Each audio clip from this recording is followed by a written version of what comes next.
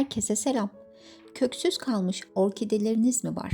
Yeni kök ve dallara mı ihtiyacınız var? Orkidenizin saksısını mı değiştirdiniz? Orkidelerinizin kök salmasını ve canlı gözükmesini mi istiyorsunuz? Eğer bu sorulardan birine cevabınız evetse, işte bu video tam size göre. Tamamen doğal, harika bir gübre hazırlayacağız ve iddia ediyorum etkisini kısa sürede göreceksiniz. Bu sürpriz gübrenin iki farklı yöntemle nasıl uygulandığını, indirimden aldığım orkidelerimin şaşırtıcı gelişimini, su kültüründe orkide bakımının püf noktalarını öğreneceğiniz her dakikası bilgi dolu bir video ile yeniden karşınızdayım. İşte mucizevi içeriğimiz. Sütten 25 kat fazla kalsiyum, ıspanaktan 10 kat fazla demir içeren dut yaprağı. İnsanlar için sayısız faydasını araştırınız deyip orkideler için faydalarına geçiyorum.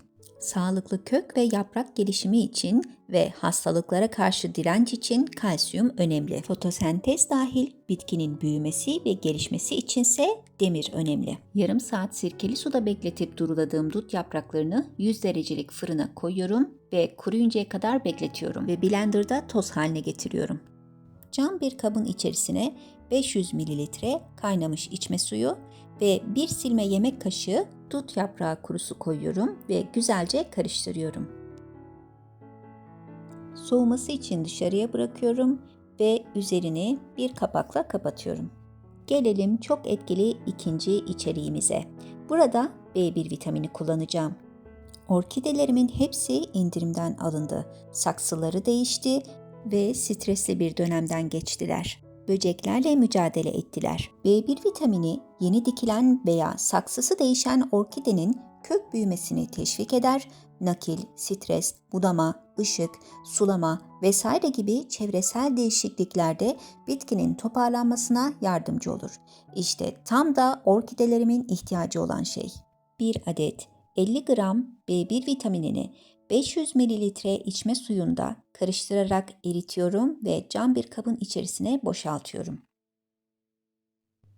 Tel bir süzgeç ve bez yardımıyla demleyip soğuttuğum dut yaprağı kurusu çayını süzüyorum.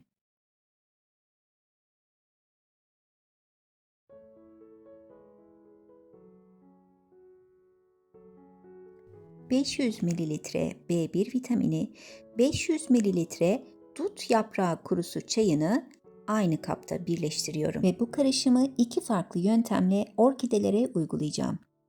Lütfen destek için videomu beğenip ücretsiz şekilde kanalıma abone olmayı unutmayın. Birinci yöntemde orkide saksılarının içine sığacağı büyüklükte derince bir kabın içerisine orkide saksılarımı yerleştiriyorum. Saksı içindeki kökler gübreyi emerken ben de bir kaşık yardımıyla üstten gübre vermeye devam ediyor ve süreci hızlandırıyorum. Bakın burada da suya doymaya başlayan köklerin nasıl anında griden yeşile döndüğünü görüyorsunuz. Sağlıklı orkideler için doğru sulama çok önemlidir. Doğru sulama zamanı orkide köklerinin griye döndüğü zamandır. Bu gübreyi de orkidelerinizin suya ihtiyacı olduğu bir zamanda verin. Ayda bir vermeniz yeterli ve artan gübreyi evdeki diğer bitkilerinize de güvenle kullanabilirsiniz.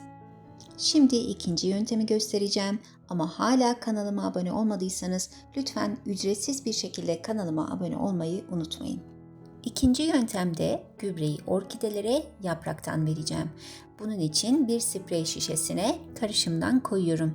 Ancak yapraktan uygulama yaparken dikkat etmeniz gereken çok önemli bir püf noktası var. Şimdi ondan bahsedeceğim.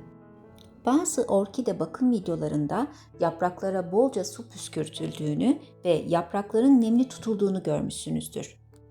Sıcak ve kuru bir yerde yaşıyorsanız bu orkide için sorun olmaz. Ancak nemli bir yerde yaşıyorsanız bu orkidenizin ölümüne neden olabilir. Ben orkidelerimin yaprak aralarına hiçbir zaman su kaçmamasına dikkat ediyorum. Ve gördüğünüz gibi her bir yaprak arasına peçete koydum ki yaprak araları ıslanmasın. Yaprak altlarına da karışımdan püskürtmeyi unutmayın. Bu uygulamayı gündüz saatlerinde yaprakların gözeneklerinin açık olduğu vakitte yaparsanız eminim çok daha fazla olacaktır. Ayrıca her hafta nemli bir bezle nazikçe orkide yapraklarını temizlemeyi unutmayın. Şimdi sizlere su kültüründeki orkideye gübreyi nasıl uygulayacağız onu göstereceğim. Bakın, bu orkidenin devasa yaprakları olmasına rağmen neredeyse hiç sağlıklı kökü yok.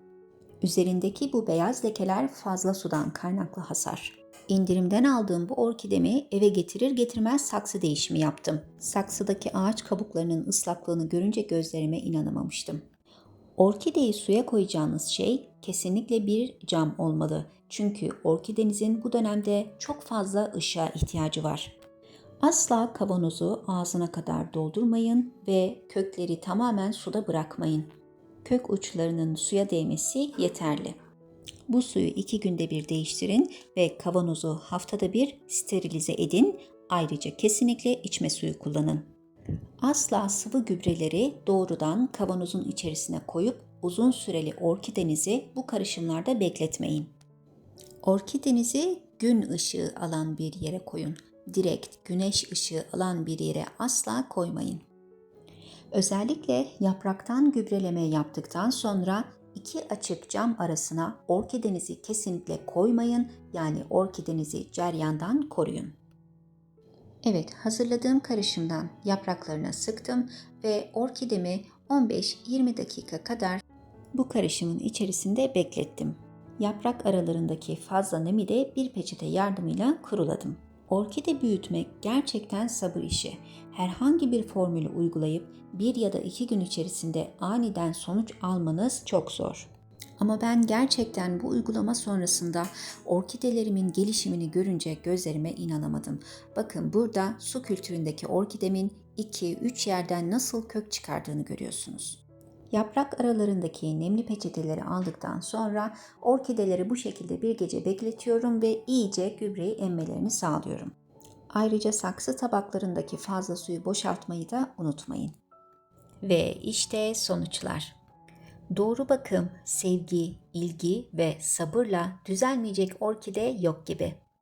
Sizlerin de önerdiğiniz doğal bakım tüyoları varsa lütfen yorumlara yazın. Ve lütfen ücretsiz şekilde kanalıma abone olup videomu beğenin. Bir sonraki videoya kadar hoşça kalın, sevgiyle kalın.